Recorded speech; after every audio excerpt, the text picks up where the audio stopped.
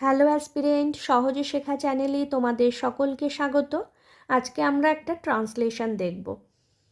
সামনেই descriptive exam, তার জন্য চাই র্যান্ডম প্র্যাকটিস। তো এটা একটা প্র্যাকটিস ক্লাস। চলো শুরু করা যাক। আসলে এটা একটা প্যাসেজ, কিন্তু আমি বোঝার সুবিধার জন্য লাইন আকারে লিখে নিয়ে এসেছি। তো দেখো, প্রথম লাইনটা কি রয়েছে? জাতীয় অগ্রগতি সহজ ব্যাপার নয়। তাহলে জাতীয় অগ্রগতি, এটার ইংলিশটা কি হবে? Progress of a nation. অগ্রগতির ইংলিশটা হলো কি? প্রগ্রেস। আর বাকিগুলো সোজাই আছে। তো লাইনটা দেখো কি লিখেছি তাহলে। The progress of a nation is not any easy matter. তারপরের লাইন দেখো, দেশের একদল সুযোগ্য সন্তানের স্বার্থহীন কাজ ও মহান ত্যাগের উপর তা নির্ভর করে। সুযোগ্য সন্তান, এটার ইংলিশটা কি? Worthy sons. স্বার্থহীন কি? Nobel sacrifice. স্বার্থহীন কাজ কি? Selfless work. আর মহান ত্যাগ হলো নোবেল স্যাক্রিফাইস। তাহলে পুরো লাইনটা করি দেখো। It depends upon the selfless work, Nobel sacrifice of a band of worthy sons of the soil. তারপরের লাইনটা দেখো, তারা অবিশ্রান্তভাবে কাজ করে যায় এবং অধিকাংশ ক্ষেত্রেই প্রশংসা ছাড়া। They work without rest and often, অধিকাংশ সময় উইদাউট প্রেইজ, প্রশংসা ছাড়াই। তাহলে অবিশ্রান্তভাবে ইংলিশটা কি বললাম? Without rest.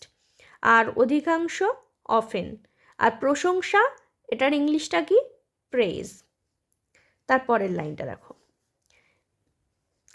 অধিকাংশ লোক যখন নিজের স্বার্থ ও স্বাচ্ছন্দ্য নিয়ে ব্যস্ত থাকে, তখন এই শ্রেণীর অল্প সংখ্যক মানুষ দেশবাসীর জীবনকে সুখী ও সমৃদ্ধ করার জন্য বেঁচে থাকে অথবা মৃত্যুবরণ করে। তাহলে অধিকাংশ লোক, এটার ইংলিশ কি হবে? Most of the people. যখনের ইংলিশটা কি লিখেছি? while। নিজের স্বার্থ ও স্বাচ্ছন্দ্য নিয়ে ব্যস্ত থাকে, তাহলে বিজি, ব্যস্ত থাকে।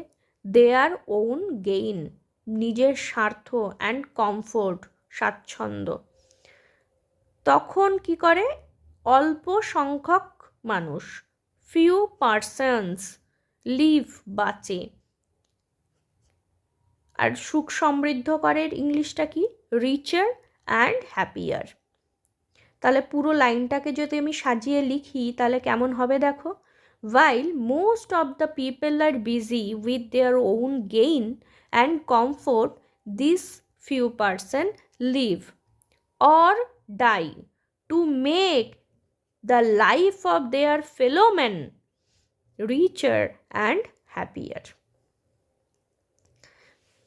তারপরের লাইনটা দেখো, পথের বাধা বিপদকে আর তারা গ্রাহ্য করে না। তাহলে বাধা বিপদকে কি লিখেছি দেখো? Dangers and difficulties. গ্রাহ্য করে না, তাহলে গ্রাহ্য করা কি? কেয়ার করে না। ঠিক আছে, তাহলে পুরো ইংলিশটা কি হবে দেখো। They do not care for the dangers and difficulties that they meet on the way. মানে এই যে পথের, তো পথের ইংলিশটা কি? Meet on the way. তারপরের লাইনটা দেখো, তাদের অনেককেই অলক্ষ্য ও অজ্ঞাতভাবে মারা যায়। তাদের অনেকেই অলক্ষ্য ও অজ্ঞাতভাবে মারা যায়। তাহলে অলক্ষ্য ইংলিশ কি? আনসিন। আর অজ্ঞাতভাবে হলো আননন। আর তাদের অনেকেই ইংলিশটা কি লিখেছি দেখো, এই তাদের অনেকেই, মোস্ট অফ দেম, তাদের অনেকেই। তাহলে পুরো লাইনটা কি লিখেছি দেখো, most of them may die, মারা যায়। এখানে একটা ওই সম্ভাবনার ব্যাপার আছে, ওই জন্য মে ওয়ার্ডটা ব্যবহার করেছি, মে মডালটা ব্যবহার করেছি। হ্যাঁ, most of them may die unknown and unseen. এবার শেষ লাইনটা দেখো,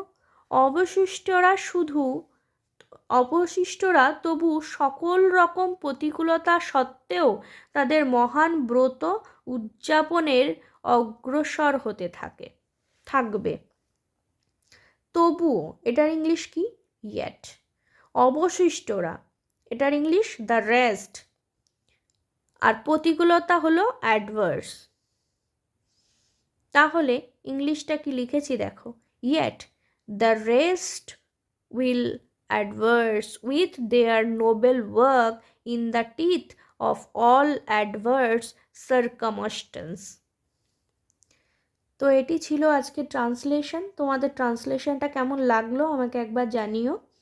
তোমরা প্লেলিস্টটা চেক করে নেবে একবার। আমি ওখানে সমস্ত রিপোর্ট রাইটিংগুলো, ট্রান্সলেশন এবং বঙ্গানুবাদ সব এক জায়গায় করে দিয়েছি।